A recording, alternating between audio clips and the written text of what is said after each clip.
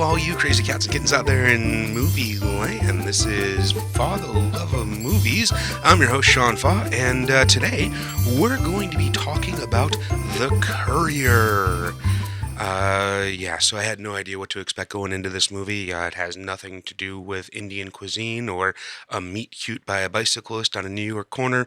This is a very serious uh, nuclear war, Cuba, 1960 movie. Benedict Cumberbatch and marvelous Mrs. Maisel, Rachel Brosnahan. Um, it's good. It's decent. If you don't watch anything else, this thing, go watch that movie. It's good. Go see it while theaters still exist. But first off, it's a compelling story. It's a true story. They tell you up front. Obviously, we never know how much of true stories are actually really true. But it feels real. The telling of it, at least. All of the characters feel real. The story feels believably real. Everything is in a very tangible world that makes you feel for these people and you actually identify with the people going through this on all sides. It's not necessarily a total propaganda piece either. It's not a hurrah America sort of thing. It is just the world at a fucked up place and some people trying to deal with shit, and some of those people are just normal people trying to deal with things. So uh Cumberbund is really good in this. He gives a great performance from start to finish. I mean, he's like charming and charismatic when he needs to be, and he's like dour and like just like a subtle look to not to the camera. It's not like a fourth wall shit. But just a there's like a scene where people walk into a building and he's like doing the salesman greeting them or sending them off on their way, and as the door is like spinning, you just kind of see his face kind of shift and like understanding what he's undertaking and like the gravity of everything kind of settling in after this obvious performance within a performance within a performance sort of thing. It's really cool. And he actually, that actor thing of going through some sort of physical change, he completely, emaciates his body for this at some point in the movie. So, there are definite actorial commitments that are made that aren't necessarily made in other movies. So that was, hats off to him for all of that. But beyond all of that, uh, what tabloid bullshit, it's a great performance. And like I said, it's just captivating and compelling, and you like him and you feel for him. And in those moments that are, supposed to be sad, you feel sad for him. Um, Brosnahan, on the other hand, she's fine. She does the thing. She is what she needs to be in this movie. The biggest problem is that she is just the marvelous Mrs. Maisel. It is literally the exact same character. I have no problem believing that she went from her stand-up career and got recruited by the Lenny Bruce people and now is in the CIA doing whatever and whatnot.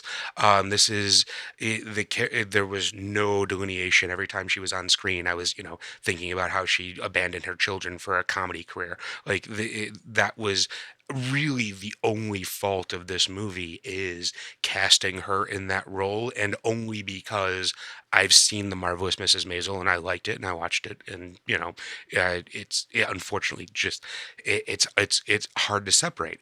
And the reason I point this out though is because with Benedict Cumberbatch, it's the exact opposite.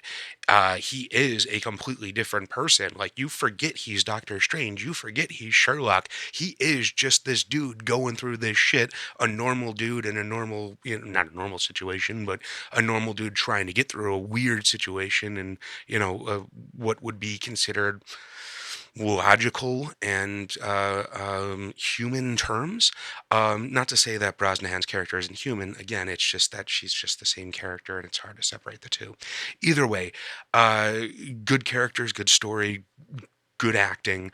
Visually, this movie is what I would call sophisticated. It's not, spinning 360s, cutting every 2 second or every second or every, constant motion and movement. It's like put the camera in the right place to see the shit we need to see, and don't move it till we need to see something else. And then show us that, and find the right place to show us that. And there are just, some really good framing in this movie. There's a scene where the guy comes home from work and he has to go into one room and he's talking to his wife in the kitchen, and it's just this kind of what we would probably normally see is like a split screen, but like it is actually done in real time, just two people divided by a wall but having a normal human interaction, and just kind of like seeing and feeling that living space and being with these people.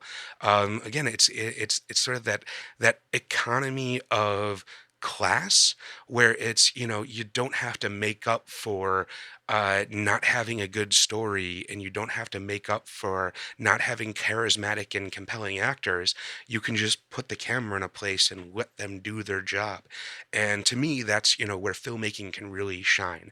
Obviously, directors and DPs love to, make things twirl and spin and sparkle and whatnot, but like, to me, that shit just kind of glosses over, and it all just kind of becomes a fog.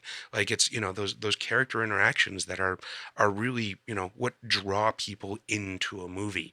But either way, the visual telling of that lends itself to the ability for the audience to bring themselves into that world and not feel forced, not feel talked down to it all, not feel contrite about it. It is just a solid, sophisticated, good movie. And, I feel like I've neglected to mention how funny this movie is at times as well. It's by no means a comedy, but the way that we are moved through the tone of this story is just, it's natural, and it's not serious all the time, it's not funny all the time. It's serious when it needs to be, and there's those, sort of beautiful moments of levity that, kind of can only come when there's so much tension built up, and then you kind of let that air out of the balloon. But it's done in, a really nice sort of graceful manner, and it works well. So, I'm just really happy to see this kind of filmmaking, like, actually make it on the screens.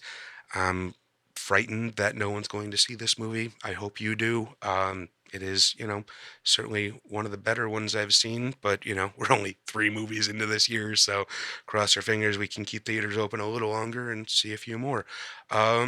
Yeah, well, I guess that pretty much does it for this episode of Father Love of Movies.